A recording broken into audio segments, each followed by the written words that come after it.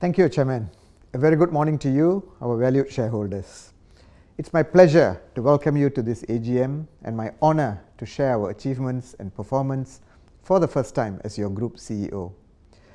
Before I begin, please allow me to express my deepest gratitude to all our staff worldwide. It's your unwavering dedication to our patients that makes IHH who we are. To my country leaders, thank you for adapting and navigating our business through the ever-evolving healthcare landscape. To our patients, I'm deeply grateful for entrusting us with your healthcare. And finally, to you, our shareholders, for your continuing support of IHH. Because of all of you, it was possible for us to deliver excellent clinical outcomes and care, strong financial results, and maintain healthcare leadership in our markets, while caring for all our stakeholders. When IHH was publicly listed 10 years ago, we had a portfolio of 30 hospitals in 8 countries. Today, our network spans over 80 hospitals in 10 countries. But our heritage goes beyond these 10 years. Our brands have been trusted brands for many years, some for over 60 years, such as the Gleneagles brand in Singapore. But it is in configuring all our different brands together under the IHH Group over the past decade that has enabled IHH to grow from strength to strength. And our footprint is like no other. We are not the biggest healthcare group in the world, but we are certainly the most global healthcare player. I like to say that we operate from Netherlands to Shanghai. Importantly, in each market we are in, our brands are trusted and known for providing excellent clinical outcomes and patient experience. With such scale and reach, how have we been able to consistently deliver profitable growth and value for all stakeholders? This comes down to the hardware behind the decisions made, our aspiration to care for good. Care for good means putting patients at the center of all that we do, focusing on delivering high quality of care, patient outcomes, and safety. We put patients first and go the extra mile for them, and we take great care of our people so that they can take great care of our patients. This underlying aspiration that guides all of us at IHH is how our brands and the group have grown from strength to strength. The results speak for themselves, as you can see on screen here. In 2023, IHH exceeded all our financial and operational expectations with double-digit top-line and bottom-line growth. Margins are in the 20s. This was despite the immensely challenging landscape marked by geopolitical conflicts and macroeconomic uncertainty. But IHH has been able to pivot and adapt nimbly to deliver profitable growth, to deliver value for you, our shareholders. This is because we never wavered from our purpose to touch lives and transform care. With our strong foundations, we wanted IHH shareholders to share more in our value creation. The board of IHH not only declared a higher total ordinary dividend of 9 cents in 2023, it also paid out 100% from the IMU sale as a special dividend. So all in, for 2023, we paid out 18.6 cents per share in dividends, which translates to a yield of 3.1%. At the same time, because the board and management are positive on our long-term outlook, we have enhanced our dividend policy. Moving forward, we will distribute no less than 30% of PATMI, excluding extraordinary items, up from 20%. We hope you can continue to stay with us and participate in our success and growth. Previously, we had promised to double our ROE performance, and we did. We will build on that momentum to continue generating a healthy ROE for our business. I'm also proud to say that we have achieved our stellar financial performance in a responsible and sustainable manner. Our team has been recognized by many organizations for being the best in our field across many dimensions, holistically. Some of the key accolades are seen here on the screen. So where do we go from here? What is next for IHH? That has been my focus since becoming your CEO, to elevate IHH as a group. Having taken in feedback and operational context from our markets, I believe the way forward can be encapsulated by an ACE framework. ACE is an acronym. A, to align on our shared aspiration to care for good and co-create a sustainable healthcare system while delivering profitable growth. C, to challenge ourselves to transform and improve as individuals, as a team, and as an organization. And finally, E, to empower our teams in all markets with stronger mandates to excel. Markets, operations, and functions will have greater responsibility to chart and drive their growth trajectories, align with national healthcare agendas, while continuing to create quality care and outcomes for patients. Through the ACE framework, we intend to achieve two objectives: to propel growth by focusing on the 5 strategic priorities here on the top half of the slide, and to create positive change at scale as a sustainable healthcare leader. You can see some highlights of our impact on our world in the bottom half of the slide. I will now share more on each of these 2 main points, starting with our growth plan. How are we going to grow? The 5 strategic priorities outlined here will underpin our efforts to deliver profitable growth and returns. We will grow organically.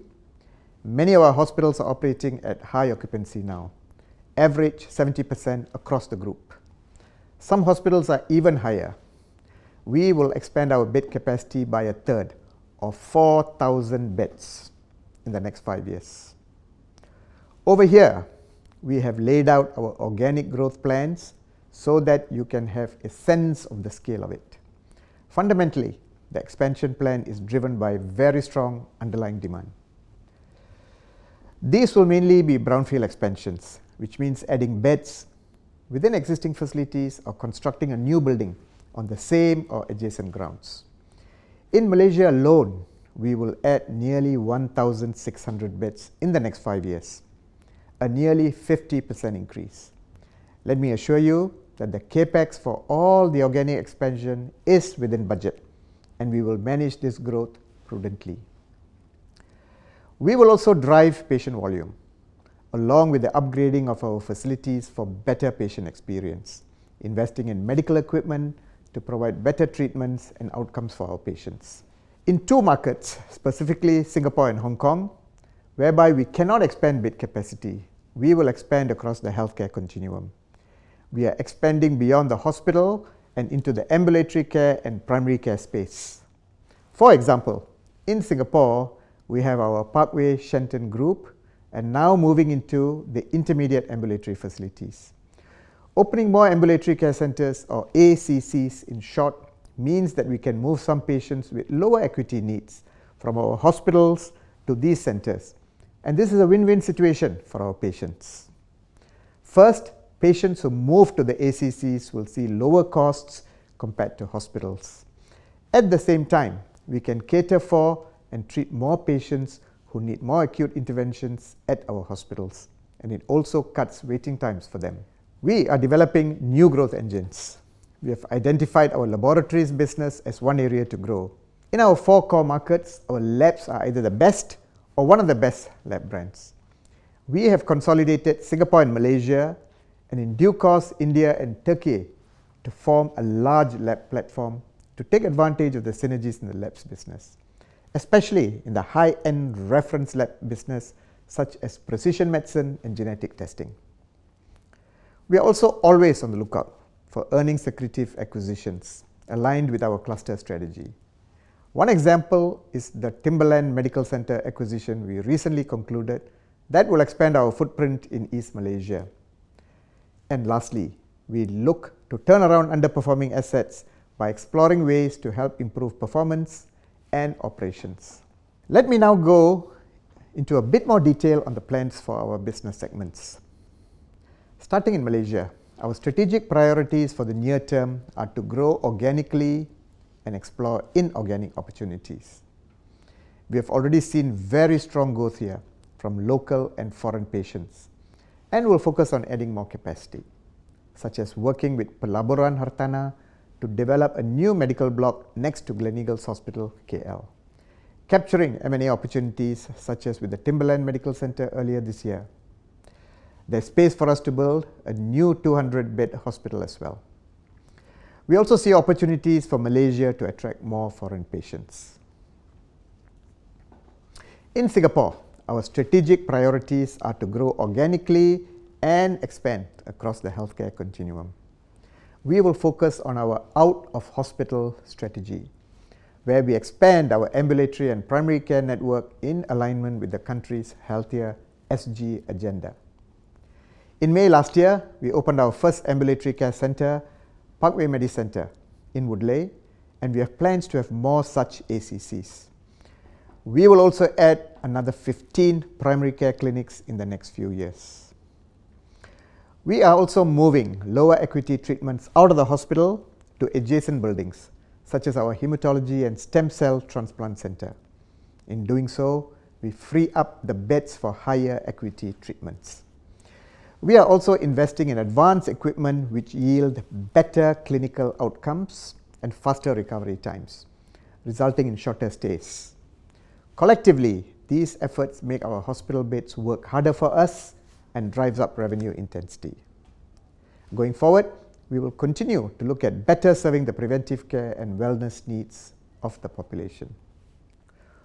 Over in Turkey and Europe, our Acıbadem brand, which comprises a network of 24 hospitals in Turkey, Bulgaria, North Macedonia, Serbia, and Netherlands, will focus on growing organically as well as look to capture earnings accretive M&A opportunities.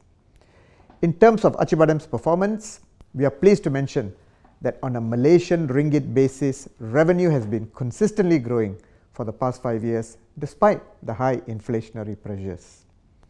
Looking into 2024, Acıbadem will continue to ramp up Acıbadem Kent Hospital in Izmir, which was acquired in February 2023, and Acıbadem Ataşehir Hospital, built in September 2022.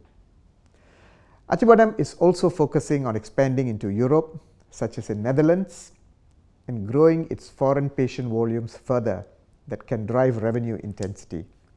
Currently, nearly half of Acıbadem's revenue is attributed to foreign currencies, a proportion that we will grow as part of its currency risk diversification strategy. In India, we have Fortis and Gleneagles Hospital India, our twin engines of growth. Their strategic priorities are to grow organically and capture M&A opportunities, building on our unique pan-India footprint. Our hospitals in India performed around 1,500 organ transplants in 2023, with clinical results comparable to the best hospitals in the world. We are also investing in cutting-edge medical equipment and upgrading our hospital facilities to provide better clinical treatments, outcomes, and patient experience. For example, FMRI installed its MR-Linac machine to enhance its oncology capabilities. Gleneagles Hong Kong's strategic priorities are to grow organically and expand across the healthcare continuum, largely similar to Singapore due to the operating environment and demographics of the territory.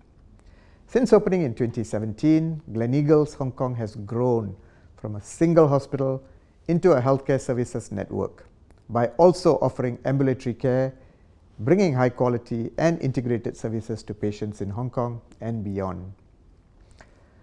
Organic growth in Hong Kong will come through opening more beds at Gleneagles Hospital Hong Kong over the next 5 years. Apart from the new Gleneagles Wong Chuk Hang Clinic and Gleneagles South Horizon Clinic, which were opened in October 23 and February 2024 respectively, we also plan to open another 2 to 3 ACCs. These centers serve as referrals to the hospital, strengthen our healthcare network, and improves brand recognition within the local community. Our labs business, comprising Premier Integrated Labs, Parkway Labs, Acıbadem LabMed, and Agilus Diagnostics, will be focusing on growing organically and expanding across the healthcare continuum. Through digitalization, we also look to harvest synergies and economies of scale to drive operating costs down and improve outreach to patients and doctors. We further aim to establish reference labs within our core markets that offer test menus beyond regular tests to include high-end tests such as genomics to keep pace with the growing complexities of diseases and treatments, thereby enhancing the overall quality and accessibility of healthcare services. As each of our core markets and business execute on their priorities under the ACE framework, we are confident that the future is bright for IHH. We see trust as the bedrock of the entire organization. Healthcare is about lives, not about selling services, equipment, or products. People come to IHH Healthcare because they trust that we will do better for them. And sustainability is about doing the right thing and delivering greater good to our stakeholders. In 2022, we formalized our aspiration to care for good around 4 sustainability pillars: patients, people, public, and planet. Here you can see at a glance some of the key impacts we have achieved. To summarize our sustainability approach, we seek to empower our patients by offering them better, faster, easier, and more accessible care. We strive to shape a better workplace by creating a safe, enriching, inclusive, and fulfilling workplace where our people can realize their full potential. We endeavor to protect our planet through robust management of emissions, waste, and water. We aim to nurture a healthier society by reducing disease burden and tackling antimicrobial resistance. Through these efforts, we contribute to the achievement of the United Nations Sustainable Development Goals and strive to create a healthier, more sustainable future for generations to come. In 2022, we set clear and measurable sustainability goals, which displayed our dedication and commitment towards sustainability. These goals encompass every facet of our operations, from minimizing our environmental footprint to enhancing patient well-being, from embracing a people-led workplace culture to contributing to the well-being of the communities we serve. Over here, we have several key achievements in our 2023 sustainability journey. For example, for our patients, we are now tracking more aspects of what we call value-driven outcomes, which is about balancing care with costs, while giving them greater peace of mind with even more accurate AI billing estimates. And we are pleased to share that despite a 39% increase in clinical quality indicators, we have maintained the outcome percentage above 90%, thereby providing greater value to patients. Caring for our people is another core pillar of our sustainability agenda. We cannot serve patients without people. So, I'm pleased that we will continue to track well on our goal to be the employer of choice in private healthcare in all our markets. As you can see on the screen, there is a deep sense of trust and a spirit of collaboration among our team. And amidst a global challenge of nursing shortages, I'm pleased to report that we are fully resourced at IHH Singapore, and in fact grew our total nurse population by almost 6%. For the public, all our markets now have committees and guidelines as part of our Antimicrobial Resistance Stewardship Program, or AMR in short. This is crucial to resolve, as AMR kills more patients per year than COVID did cumulatively, and we are pleased to use our scale and leadership to alleviate this issue. Another highlight I would like to talk more about is the renewal of a MOU with the Ministry of Health Malaysia. This will see IHH provide free radiotherapy and radiosurgery treatment for an additional 500 patients across government hospitals. Patients will receive treatment at 7 of IHH Malaysia's hospitals, equipped with gamma knife and radiotherapy machines.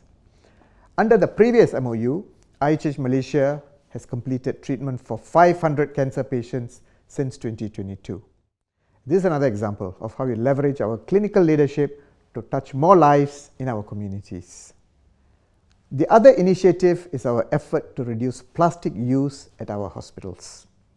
Within 1 year, Singapore achieved 99% reduction in virgin plastic use at non-clinical areas, while Malaysia achieved a 79% reduction. These are incredible numbers and reflect a heroic effort from our team. Having to replace items like cups, bowls, and plastic water bottles with sustainable alternatives such as reusable metal utensils. For those of you who have visited our hospitals in Malaysia or Singapore recently, I hope you noticed, and importantly, I hope you will support us on this worthy cause. Sustainability is not a fad, nor a checkbox for IHH, but a long-term commitment towards real change. As a major healthcare player, we recognize we can influence and drive change for the greater good. And this is a responsibility that we firmly embrace to continue delivering better outcomes for our patients, people, the public, and the planet. This is how we care for good. To conclude, although IHH has achieved much in the past 11 years, we will challenge ourselves to provide better, faster, more convenient and transparent care for our patients. Guided by our aspiration to care for good, we will deliver sustainable growth for the organization and for all our stakeholders. We will do this while leveraging our leadership position to better our world. Thank you for your support and trust. And now I shall pass the time back to Chairman. Chairman, please.